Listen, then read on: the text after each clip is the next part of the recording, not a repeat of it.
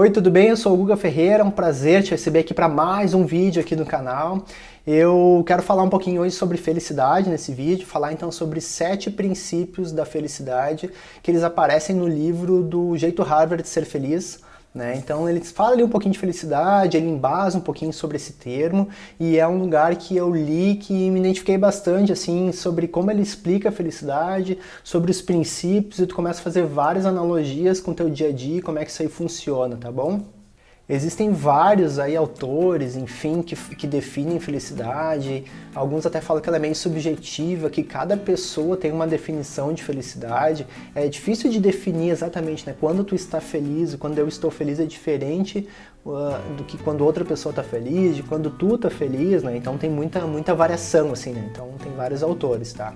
Mas o Martin Seligman, um dos pioneiros aí da psicologia positiva, ele trouxe assim que felicidade ele está muito relacionado com eu estar aqui vivendo o momento, aproveitando o momento. Como é que ele fala? Ter um sentimento positivo, né? Um espírito positivo do presente, mas também com uma perspectiva para o futuro, tá? Então está relacionado com estar agora, eu aqui, entendendo o meu momento, tendo um momento positivo, vivendo essa questão do que eu tenho hoje, né, na vida, mas também não deixa de ter uma perspectiva para o meu futuro. Então ele diz que a definição de felicidade está relacionado com esses dois mundos, de estar entendendo, vivendo e aceitando o meu presente, mas também pensando no futuro. Então é isso que ele acaba falando, né, sobre esse estar no presente, mas também, né, com essa perspectiva do futuro. E ele traz 3 elementos, né, para a definição de felicidade, que um é prazer, né, então estar vivendo o momento agora, tendo esse prazer de estar feliz e tudo mais. Questão de envolvimento, eu estou envolvido naquilo que eu estou fazendo. E também com sentimento de propósito, né, um sentimento de razão de existir, de eu sei porque que eu estou aqui, o que eu estou fazendo, tá? Então ele trouxe esses 3 elementos na definição de felicidade dele.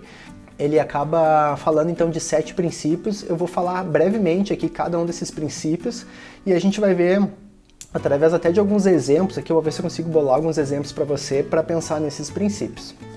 O princípio número 1 é a chave de tudo, né, que é o benefício da felicidade, tá? Então durante vários estudos e até no livro ele traz vários números, dados de vários pesquisadores ao redor do mundo que pesquisaram a relação que existe entre felicidade e sucesso, tá? Então existe, né, na questão popular das pessoas, enfim, muitas vezes falando que a felicidade, eu só vou alcançar a minha felicidade no momento que eu atingir o meu sucesso profissional, meu sucesso pessoal e profissional, enfim. Então está muito relacionado. Primeiro eu vou atingir o sucesso e depois eu vou ser feliz, tá? E esses estudos que ele trouxe no livro, ele é justamente ao contrário, né? Ele tem uma questão em termos de número, de provas, de estudos. Tem estudos aí que levaram anos, né? Em termos de pessoas com freiras, com profissionais do mercado, ambiente educacional, com crianças, em vários aspectos que eles trazem que é justamente ao contrário, né? No momento que eu estou feliz, né, que eu estou vivendo ali, eu estou feliz com aquilo que eu tenho, que eu estou em termos de prazer, de engajamento com as minhas atividades e até esse sentimento de propósito, né, eu acabo sendo feliz e com essa minha felicidade, depois de um tempo eu vou atingir o meu sucesso, tá? Então esse princípio número 1 está relacionado com o benefício da felicidade. Qual que é o benefício, né? O benefício está muito relacionado que quando eu estou feliz eu tenho um alto desempenho, eu produzo melhor, eu trabalho melhor, o meu poder de concentração ele é muito maior, a minha criatividade ela também é maior. No momento que eu estou feliz, eu consigo estar com todas essas minhas habilidades afloradas, consequentemente vai me levar a atingir o sucesso de maneira mais rápida, porque eu estou em linha com tudo que eu estou fazendo, entendeu? Eu estou usando todas as minhas habilidades para conseguir focar, para conseguir ir atrás daquilo que eu quero e as coisas vão acontecendo. E isso às vezes está muito relacionado com produtividade também, né? Às vezes a gente olha uma pessoa, tá?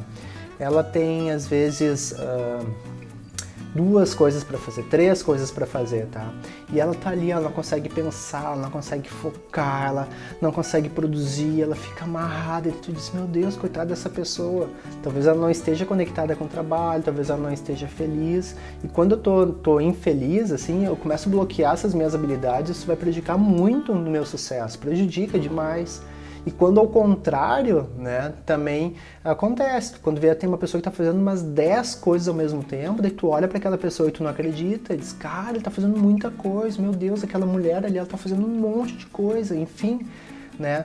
Por quê? Porque se ela está conectada, se ela está sentindo prazer nas atividades, ela tem esse sentimento daquilo que ela está fazendo, sentimento de propósito, todas essas habilidades elas acabam aflorando e isso vai ajudar muito, muito ela a conseguir conectar esse monte de coisa, né?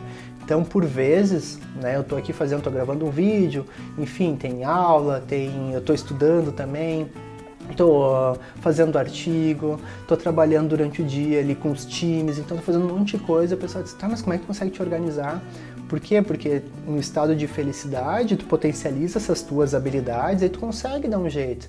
Quando se tu tá num quadro de infelicidade, talvez tu não consiga, tá? Então essa aí tem uma questão bem importante.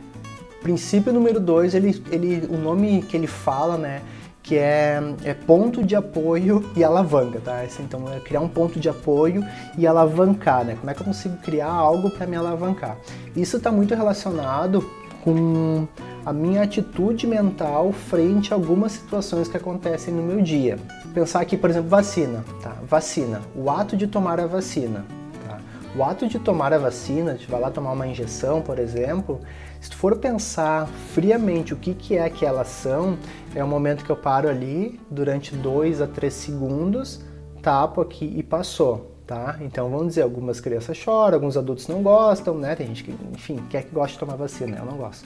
Mas enfim, se tem que tomar, né? Quando a gente é criança e tem esse ato de tomar uma vacina, o ato de tomar uma injeção, pensa em algumas crianças que choram muito, ou que sofrem muito por aquilo aqui, ou que demoram, né, assim, vão até o momento de depois da vacina sofrendo por aquele momento, né, elas mudam completamente, elas choram, elas não querem passar por aquele momento, dói muito, né, na verdade nem dói tanto, né, mas meu Deus, fazem um gasto de energia tão grande, né, no antes daquela ação, naquilo que talvez pode te levar do que a própria ação em si, tá? A tarefa em si que eu tenho que passar, ela é muito maior, a energia que eu emprego e o quanto aquilo acaba, né, com aquele meu sentimento, ele me deixa ruim, é tão grande a energia que eu gasto naquilo, tudo que eu crio, do que na própria atividade em si, que muitas vezes é desse tamanho, né? Então, se for pensar na vacina, uma criança que não quer tomar a vacina, ela fica talvez umas 2 horas gastando uma energia até chegar o momento de uma vacina, ainda continua chorando um pouquinho, tadinho, passou. Mas se for ver, a tarefa em si é tão pequena, mas o sofrimento gerado em torno ela é tão grande, tá? E é como tu reage à situação, entendeu? Como que é que tu vai reagir a uma determinada situação. Muitas vezes a gente carrega isso para a vida adulta também. Às vezes tem alguma atividade que tu não goste, que tu não queira fazer, enfim, mas tem algumas coisas que são necessárias, eu sou obrigado a fazer.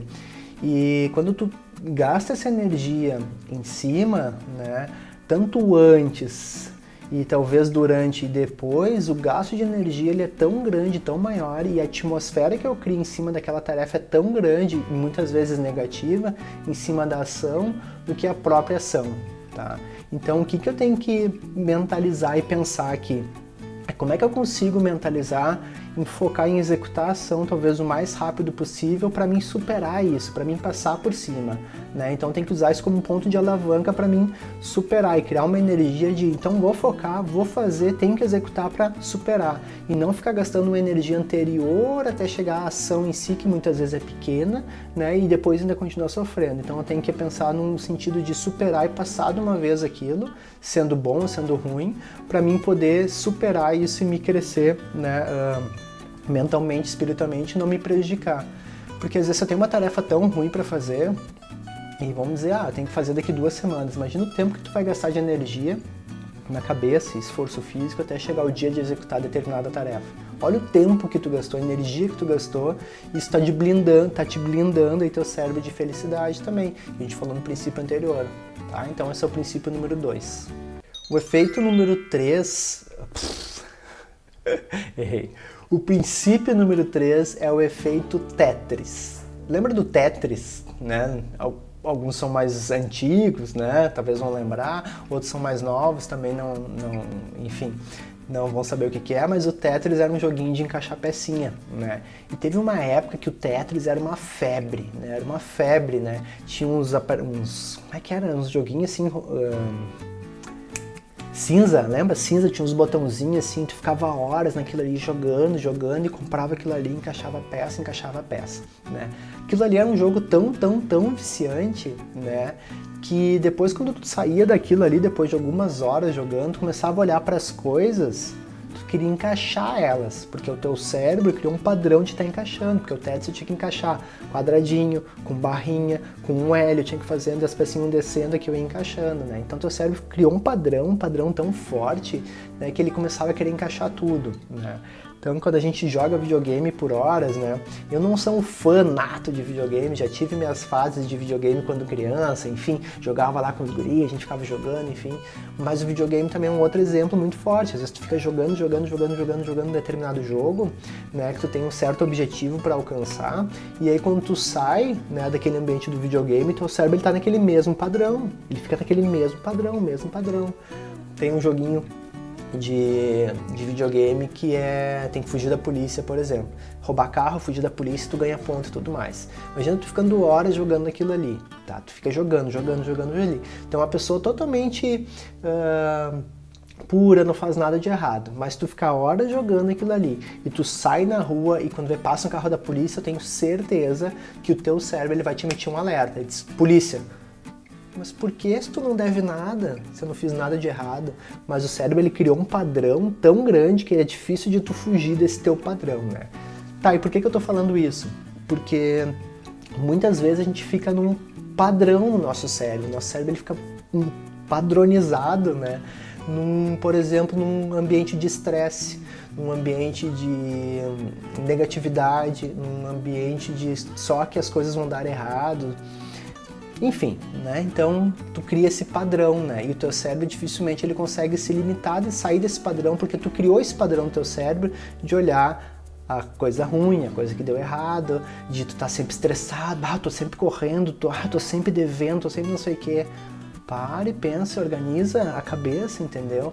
Porque tu criou um padrão e ele dificilmente ele sai desse padrão. Então, quando tu pensar em videogame, tu vai lembrar que às vezes tu tá num padrão, né? E tem pessoas que focam muito, por exemplo, em estresse. Tem pessoas que focam muito em coisas ruins, erradas, que só a parte ruim do que está sendo feito. Então, esses padrões, eles te prejudicam, né?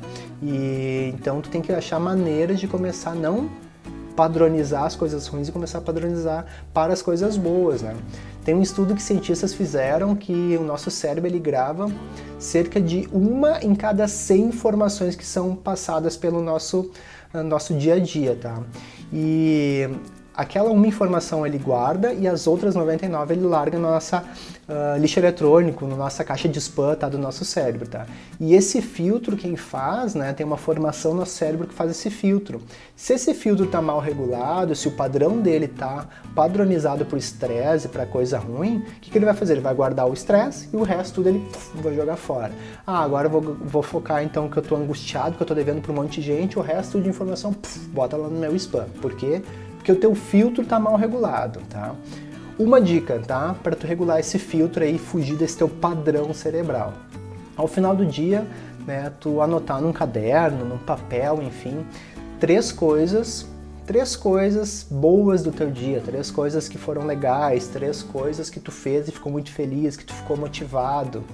Para que isso? Para o teu cérebro ele voltar durante o dia, pensar, o que eu fiz? Eu fiz isso, foi bom, anota. Isso foi bom, anota. Fiz outra coisa, anota. Por quê? Porque o cérebro ele começa a dar atenção para esses movimentos de felicidade, coisas legais, de movimentos bons. Porque o teu filtro hoje pode estar olhando para coisas ruins, mas se tu começar toda noite a anotar essas atividades, talvez tu mude, né, o teu cérebro e comece a reconfigurar ele para prestar atenção ao longo das coisas boas. Então tu vai fazendo isso durante os dias, enfim, e quando tu chegar de noite tu vai anotar e ao longo do dia tu vai começar a observar esses movimentos e não ficar forçando à noite, tá? Se tu chegou até aqui no vídeo escreve, né? Eu vou ficar feliz. Escreve ali pra mim. Eu vou ficar feliz, tá? Eu já fiz esse exercício, já tive um momento de estar com muita correria, tu não tá vendo valor, e é um exercício muito legal e sim, cara, eu vou ficar feliz por quê? Porque da felicidade, sei lá, começa a aparecer um monte de coisa legal e vem o sucesso, tá? Então, se tu tá até aqui nesse vídeo, anota ali pra mim, tá bom? Vamos pro próximo princípio, então. O princípio 4 é... Tô colando.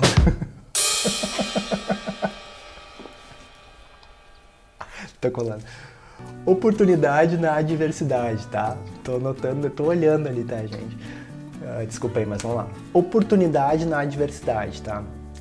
O cérebro, ele sempre vai procurar caminhos, né? Caminhos para superar uma determinada situação, tá? E quando ele faz esse caminho, ele cria novos caminhos que talvez não seja aquele teu padrão, teu automático, ele sempre vai se esforçar, então, para ir um pouquinho mais, para ir além. Então, toda vez que gera alguma questão de adversidade, né, o cérebro ele se obriga a pensar em novos caminhos, né? E esses novos caminhos, né, a gente tem que sempre ajudar o cérebro a olhar para frente, olhar como é que eu consigo sair dali. Tem uma frase muito legal de um livro que eu li recente que ele fala que em toda adversidade há uma semente de oportunidade. Então, quando tá nessa tua adversidade, né, tu tem que olhar para ela, o que eu consigo tirar de valor dessa minha adversidade, porque ali está a semente da tua oportunidade, né? Se eu simplesmente olhar no meu padrão que a gente falou antes ali, como um ar de derrota, meu Deus, eu vou me afundar ali.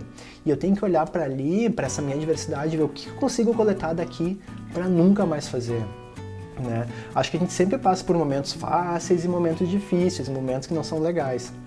E nesses momentos que não são legais, que são onde a gente gera o maior aprendizado, se a gente conseguir olhar para esse aprendizado, tá? Então isso é bem importante, tu focar, tu olhar nesse aprendizado, para tu coletar dali, então, a tua semente de oportunidade, tá? Então sempre que acontecer alguma coisa, uma situação, sempre tenta olhar o que tu vai gerar de aprendizado, né? Então não tem as histórias aí que os caras falam, o cara abriu e fechou 20 empresas, depois ele abriu uma e deu sorte agora e deu certo.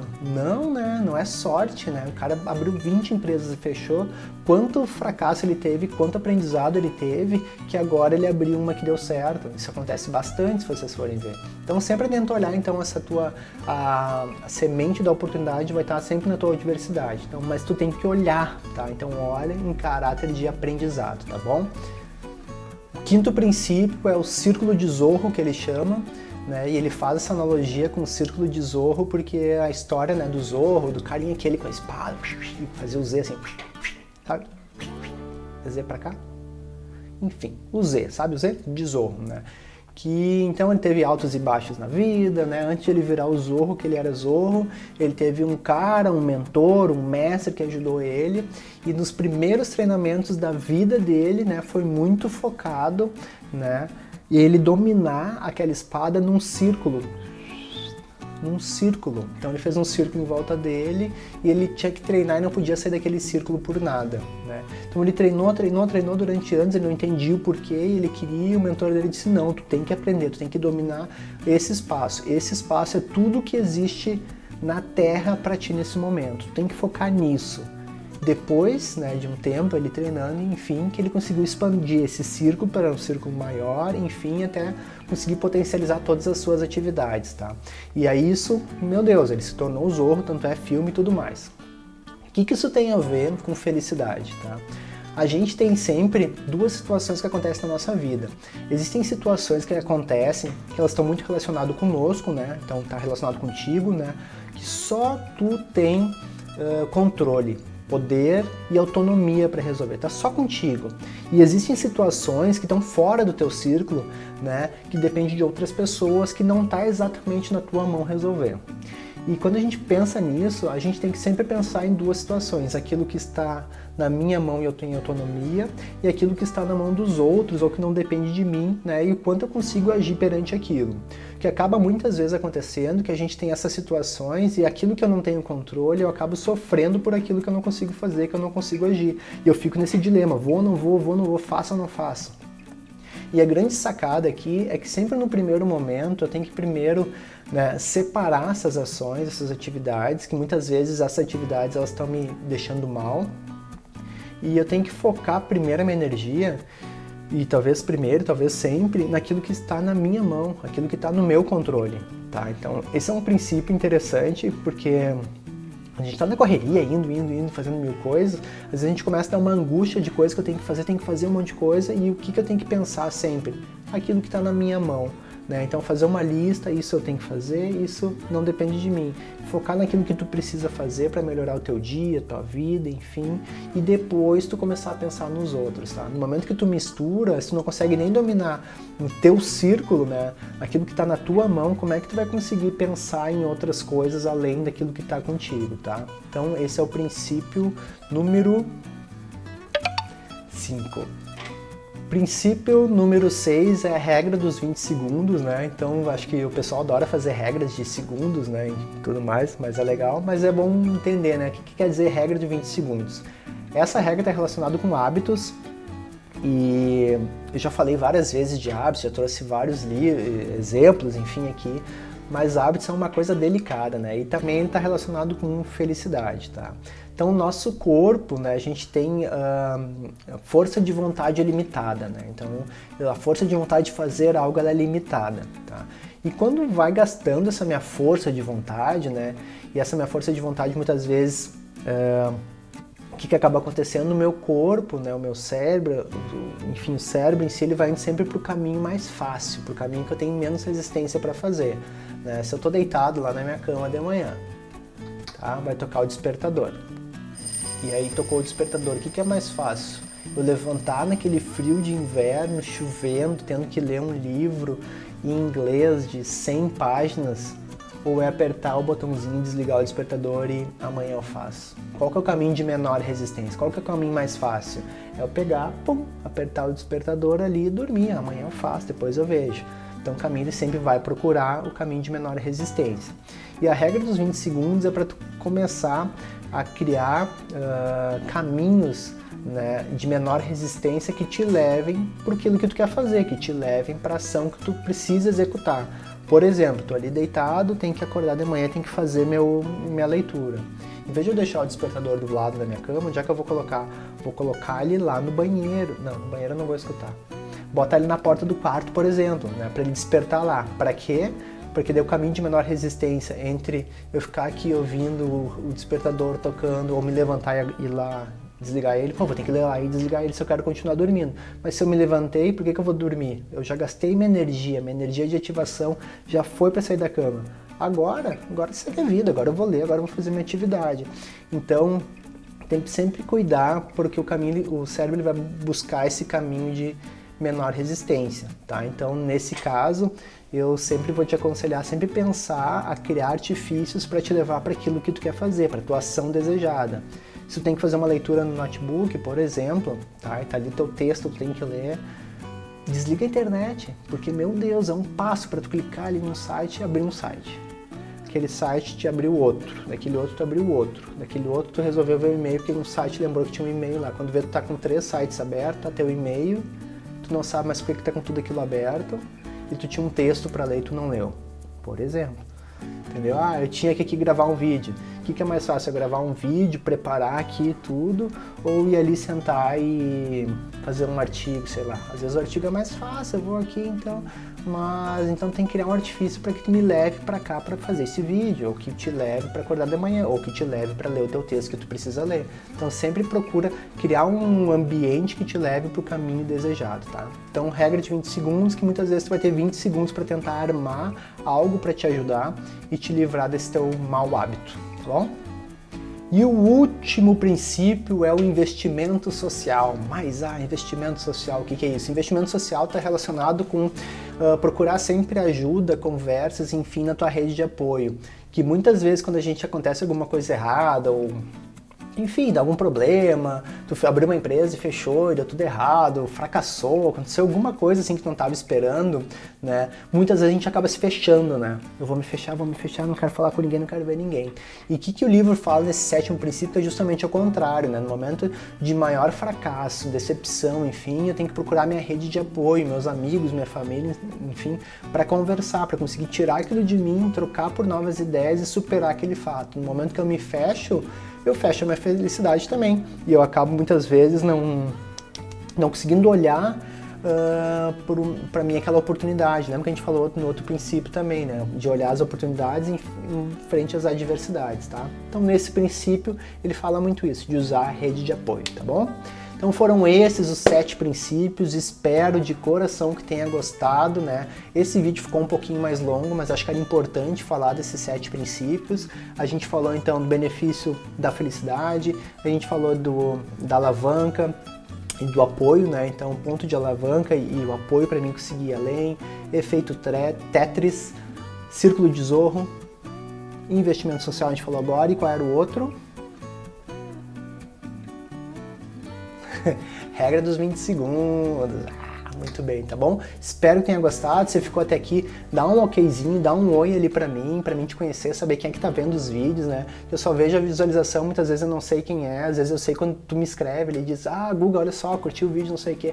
Mas tu ficou até aqui e diz, eu agora sei os 7 princípios. Eu agora sei os 7 princípios. Escreve ali embaixo pra mim, eu agora sei os 7 princípios, porque esse vídeo ficou legal, eu gostei. Quando eu tava preparando ele, eu tava mega animado, porque eu li esse livro, daí eu não reli, né, mas eu dei uma olhada de novo e começou a me lembrar de um monte de coisa, um monte de ideia que fica guardado, tá bom? Ficou com alguma dúvida, escreve aí, se fez sentido, curte, compartilha, inscreve no canal, clica no sininho, texto decorado. Tá bom? Valeu, galera. Valeu, um abração, te cuida aí, até mais.